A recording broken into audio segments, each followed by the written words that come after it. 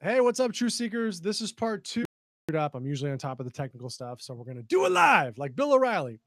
The last part was the article about Cato. So I think I was just starting it out when it originally cut.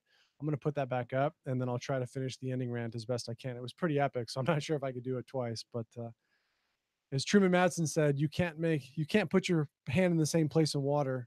You can't put your hand in the same place twice. But he said you can't actually put it in the same place once. So maybe we'll just do it better than we did the time before. All right. So I'm putting the article up on the screen. One sec here, or at least part of the article you get to see. And this was the article about Cato, who was the last Roman citizen, right? He was the last fan of liberty standing between Julius Caesar and his monarchy. I got to pull the article back up, and I'm basically reading it verbatim because I really enjoyed the words that were shared. And it really kind of caps the issue that I have with what's going on in the government right now. Um, all right, I'm not even going to try to repeat what I said earlier. It was too good. It was too good. It's over. It's past. But I mentioned before that Cato had said Carthage must be destroyed, not defeated, but destroyed. What do you suppose motivated this distinguished statesman to take such an extreme partisan position? It was the Second Punic War, which was 218 to 201 BC, which means before Christ for all of you secular humanists. Rome came close to losing to the Carthaginians. In that war, Rome suffered a number of severe battlefield defeats at the hands of Hannibal's army, most notable being the Battle of Cannae. I'm probably pronouncing that wrong. The worst Roman defeat to that point in history. To Cato, Carthage, although defeated in the Second Punic War, was still a threat to the Republic of Rome.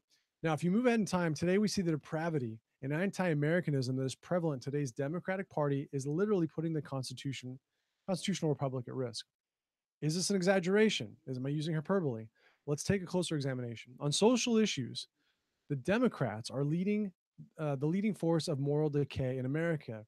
They're the champion of such perverse things as unrestricted abortion, homosexual marriage, transgenderism, racial strife, and a God hating form of radical secularism.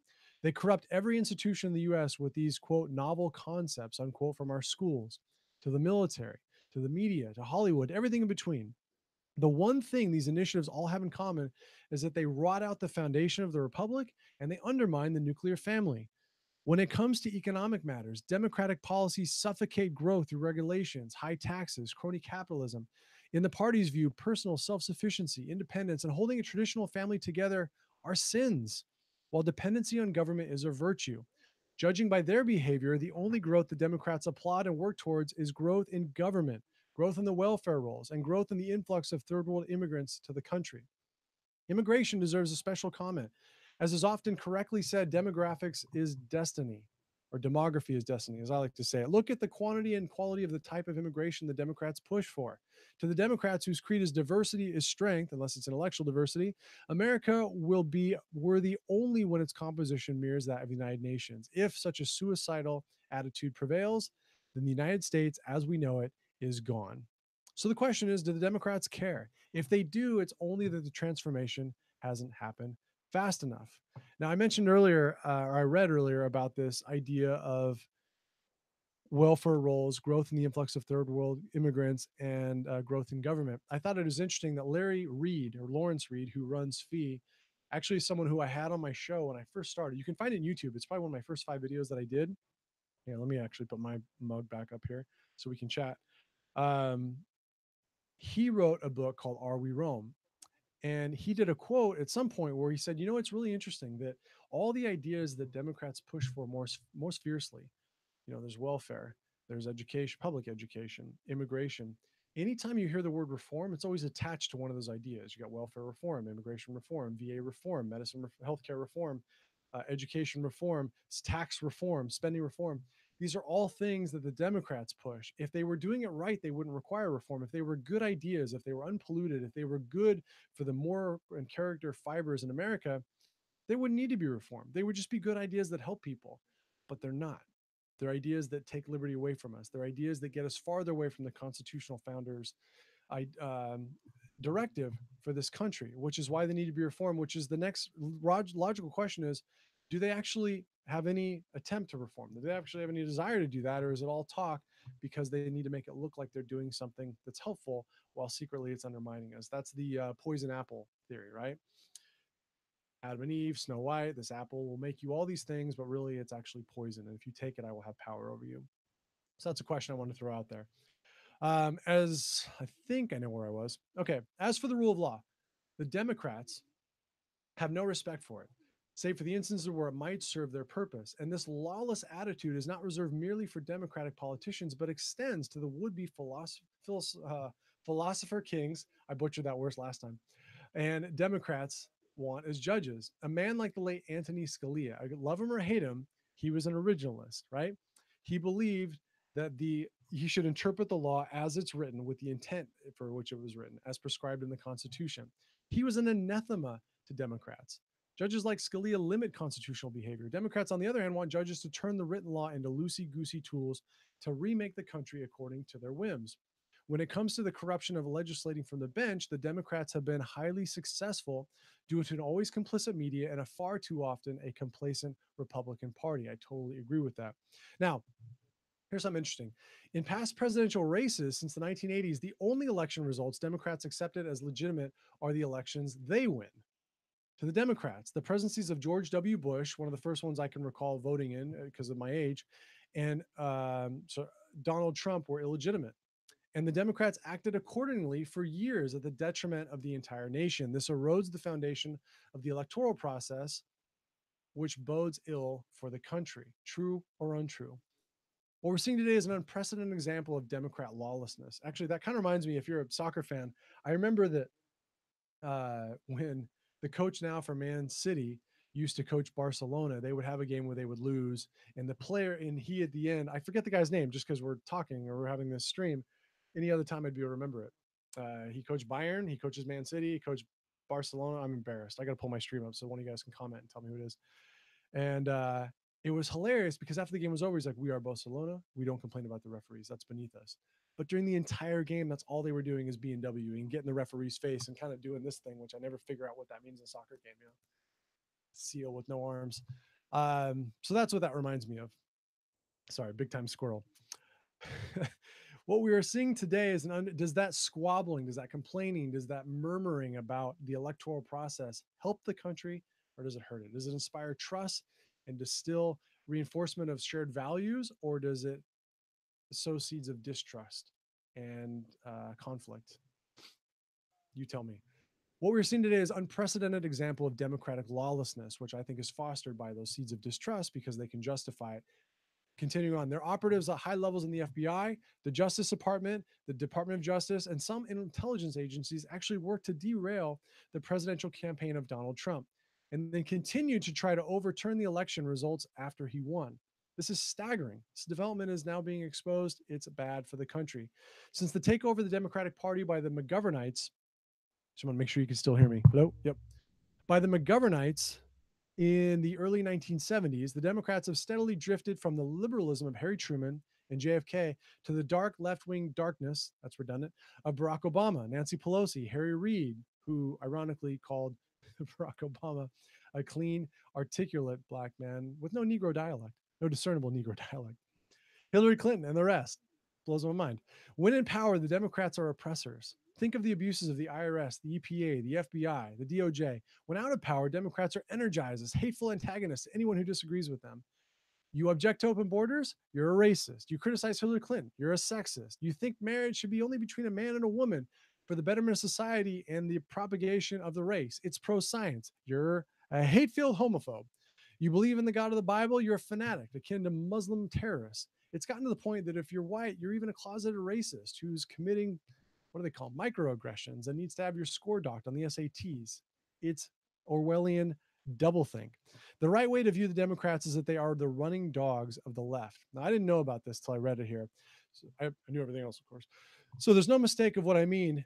A running dog is a literal translation from Chinese to mean lackey or lapdog, excuse me. It's an unprincipled person, someone who helps or flatters someone who's more powerful than they, and oftentimes evil. In Chinese, no idiomatic expression is more demeaning than the term running dogs. That's how I define Strzok and Page. Given the state of the Democratic Party, wouldn't it be nice if Republican candidates ended their speeches and echoed Cato by saying the Democratic Party must be destroyed? Of course, it's not necessary to actually say such a thing, but the sentiment that the Democratic Party must be destroyed should be etched in the heart and mind of any honest, liberty seeking Republican seeking office. Interesting. Republicans who strive to work with Democrats, my friends, my John McCain, my friends, he's my senator, thank you, on an ongoing basis are on a fool's errand. They clearly do not understand the nature of the enemy that they're dealing with. Now, I think it's interesting, this idea, article's about over, but of actually saying that. I was listening to a video recently with Ben Shapiro, Weinstein. No, Weinstein was separate. It was Ben Shapiro and Jordan Peterson. And it occurred to me that the people who are most popular on YouTube and on their podcasts are not necessarily the smartest or the brightest or the most well-read or any, top of any sort and heap. It's that they also have been exposed to the most controversy. We love controversy. We crave it. Mike, if you're listening, this is something I figured out there. These guys had a watershed moment where they shattered somebody in a debate, where Steven Crowder, I feel like his popularity exploded after he got punched at that union protest in Michigan. And these things happen where they kind of pivot, they climax, and they go big because people want to know more about that particular experience and the backgrounds of everyone and what they stand for. Happened to Ben Shapiro with Pierce Morgan, happened to Jordan Peterson with the gender speak, the proper pronoun, the misgendering people, and that the fact that the school tried to get his tenure taken away until he got too big that it got away from him and they quietly backed down. It happened to Weinstein at Evergreen College. The one little thing happens and they start listening to these people who've been saying the same message for 20 years. It's fascinating to me. So just something I want to throw out that I realized when I was watching that video, except for Roaming Millennial, she's just hot, so people follow her. But anyways, love you, Romy. In closing, note that the Rome won the Third Punic War and totally destroyed Carthage, so there is hope. Good gracious almighty, some might say, what would the country do without a second party? I find that interesting because in the book I was reading about the founders, one of the things they got wrong is they assumed, like Britain, we wouldn't have two parties. They thought we'd have a half a dozen or so like they did. It's one of the few things they got wrong. The two-party system was not something they envisioned. Let the Republican Party split in two, or let a new party arise like the GOP did in the 1850s. In any event, the only parties of national scope that should be tolerated are the ones devoted to the Constitution and the rule of law. Nice thought, Peter. Thank you for the article, and I will post that in the notes. So, had a couple final thoughts in terms of wrapping all this up. I appreciate those of you who stay with me till the end of the stream. This is part 2. Just going to close it out here. A couple things. One, we're going to do the stream every Thursday except for next week because I'll be taking the kids to Disney. That should be an interesting experience. They're still young. They don't know politics, and we'll keep it that way for now. But it's always so crowded. When I was a kid, after 6 o'clock, you go on rides, unlimited rides, and there's never anybody there. Now at 10 o'clock at night, you got to wait in line with 40-year-old single adults to go on Alice in Wonderland. It's ridiculous. It drives me crazy. Got to take the kids up till midnight just to get them on all the storybook rides. I think it's because of the 3-day pass and the fact that the passes are so expensive. Parents can't afford to leave early anymore. You can't. It costs too much. So that's frustrating, but we'll still check it out. We'll go. I got an interview coming up with the author of Bottlenecker. Should be really, really good. This is about how the government steals your time and your livelihood because of all the pressure they put on your business through regulation, taxes. Sounds boring, but the book has some really, really cool examples. And also, most recent interview I did was with Naomi Schaefer Riley called Be the Parent Please, making the case that screen time is not helping our kids. The technology in school is not making them smarter, and citing people like Bill Gates and Steve Jobs who said they refused to give their kids tablets, phones, and screen time until they were mature enough and old enough to use it responsibly, whatever that means. So both really good articles or interviews, and I've got some really, really awesome ones I can't talk about coming up in late February and March. So do me a favor, if you enjoy the channel, if you like what we say here, Simon hopefully will be back next week, maybe a little after, not 2 weeks from now, maybe afterwards, but share with your friends, get them here on the live stream, and send them your favorite interview and see if they like it. I think this YouTube channel has potential to be, I got to choose my words carefully here, very persuasive to people, very insightful. Maybe you learn some things you didn't know, and just know that there are other people out there who think, feel, and act the way that you do, because we are the silent majority. So thank you for joining me. Please share on social media. Please make sure you join me here every Thursday night. I'll have some cool new tools to help with the stream and get more video enabled while I'm doing this, and I have to make you wait so long to switch. But we're just in week 3, so we got a long way to go, and I really appreciate your time. And the last thing I want to ask is, what would America look like if there was no Democratic Party? If we woke up tomorrow, 10 years from now, 20 years from now, Walking Dead, you're all by yourself looking around. What would happen? Democrats didn't exist. What things would we miss out on? Would it be like net neutrality where it was going to kill us? Global warming is going to kill us. The budget deal is going to kill us. Government shutdown is going to kill us. Or would it be like, you know what? We lowered taxes. You got back some more of your money. And actually, that's a good thing. Actually, getting everything that we do, every law that we pass, every discussion we have, you get closer to liberty or further away. Which one's better for you, better for me, and better for America as a whole? Thanks for joining me tonight, everybody. I'm out of here.